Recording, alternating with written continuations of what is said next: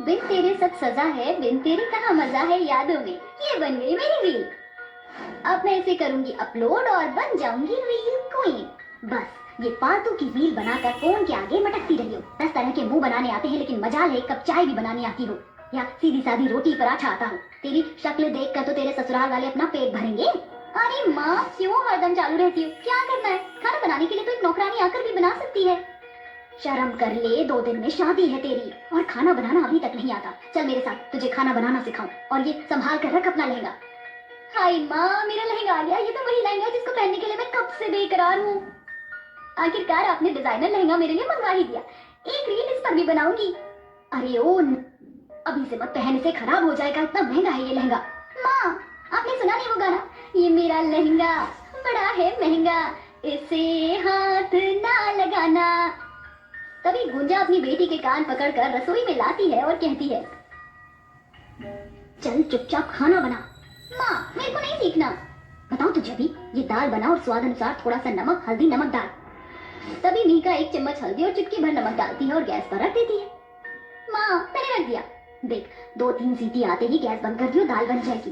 ठीक है माँ, बस 15 मिनट में तो सीटी आएगी, तब तक क्यों ना मैं अपना लहंगा पहनकर रील बना लूं, ये सही रहेगा। ये कहकर मीका अपना लहंगा पहनकर रील बनाकर नाचने लगती है।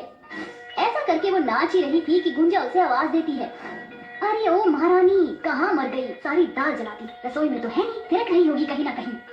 हे भगवान, ये क्या हो गया मुझसे? दाल जला दी मैंने, अब तो माँ मुझे छोड़ेंगी ही नहीं। डर की वजह से वो खुदकती हुई जाती है कि कमरे से बाहर आते वक्त एक कील में उसका लहंगा फट जाता है। ये देखकर कहती है, हे भगवान, मेरा इतना महंगा लहंगा फट गया, माँ तो मुझे जान से मार डालेंगी। शादी भी नहीं हुई कि मेरा शादी पर इतना शौक है, पर सच में मुझे खाना बनाना नहीं आता, किसी काम की नहीं हूँ मैं। मर गई, अब क्या करूँ भगवान, बचा लो मुझे।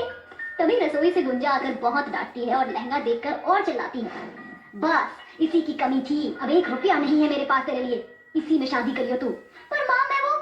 गुंजा उसे सुनाकर चली जाती है। तभी मीका टेंशन में आकर अपने लहंगे को बाहर ठीक करवाने के लिए जाती है कि एक बूढ़ी अंधी औरत रोड पार कर रही थी। तभी एक कार उसे टक्कर मार के उड़ाने वाली थी कि मीका आकर उसे बुढ़िया को बचा लेती है और कहती है, दादी आप बिल्कुल ठीक तो है ना? कहीं लगी तो नहीं? हाँ बेटी, मैं बिल्कुल ठीक हूँ, तूने मुझे बचा लिया। मेरे पास तुझे देने के लिए कुछ भी नहीं है, पर तू ये ले ले, ये तेरे बहुत काम आएगा। पर दादी, इसकी कोई आवश्यकता नहीं, ये तो मेरा फर्ज था। बेटा, मैं तुझे जो भी दे रही हूँ, तुझे उसकी बहुत जरूरत पड़ेगी। ले जा, ये समझ ले मेरी तरफ से तेरी शादी का गिफ्ट। ठीक है दादी। ऐसा कहकर मीका उनसे वो थैला ले लेती है और चलने लगती है। फिर अचानक से उसे कुछ याद आता है।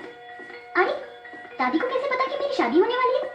मैंने तो उन्हें कुछ भी नहीं बताया था। मीका जैसे ही मुड़ती है तो वो बुढ़िया उसे कहीं भी नहीं दिखती। वो घर आकर जल्दी से उस थैले को खाली करती है तो उसमें हूबहू अपनी जैसा लहंगा ही मिलता है, जिसे देखकर मीका कहती है, लगता है वो कोई फरिश्ता या भगवान थी जो मुझे मेरी शादी के लिए लहंगा देकर चली गई। तभी तो वो जानती थी कि मेरी शादी होने वाली है। थैंक यू गॉड, आपने मुझे लहंगा दे दिया।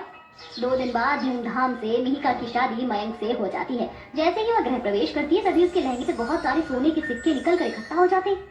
ये देखकर उसका ससुराल बेहद दंग रह जाता है।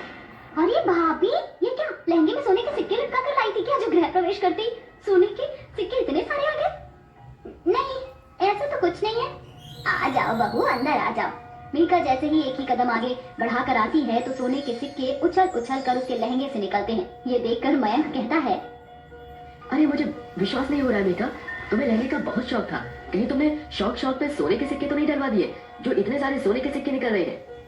वही तो मैं भी हैरान हूँ। लगता है मेरे घर में मेरी बहू नहीं, साक्षात लक्ष्मी देवी प्रकट हो गई हैं, जिनके एक कदम से ही सोना निकल कर आ रहा है।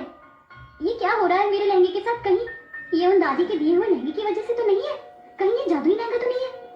हाँ, हो सकता है ये जादुई लहंगा हो, तभी तो सोना ही सोना निकल रहा है। देखो, हमारी बहू ने तो हमें धनवान ही बना दिया। मेरी बहू से कोई कुछ काम नहीं करवाएगा, बिल्कुल काम नहीं करेगी बहू, तुम सिखाने की तरह रहना है यहाँ पर।